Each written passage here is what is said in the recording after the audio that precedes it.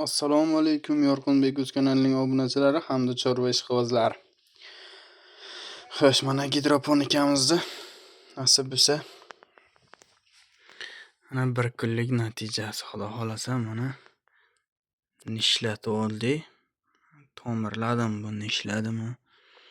Xullas mana bu yog'iga yaxshilab e'tibor bersalaringiz, mana tomirdan boshqa nishlari ham bor ekan. Biza bir nimaga xato qildikmi deb o'ylayman. Nimaga xato qildik?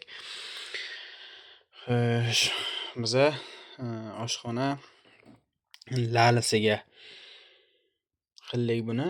Gidroponikani, ya'ni ustidan suv sepilgan vaqti tagidan suvi oqib ketishi kerak ekan. Nimagaki sababi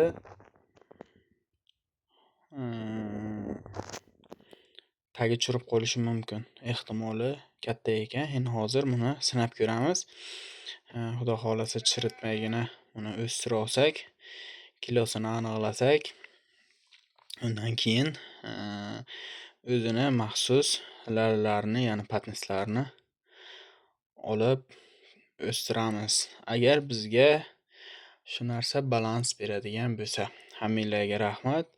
Gidroponika tajribasi bugun ikkinchi kuni. Like bosish esdan chiqib qolmasin. Sog' bo'ling, salomat bo'ling.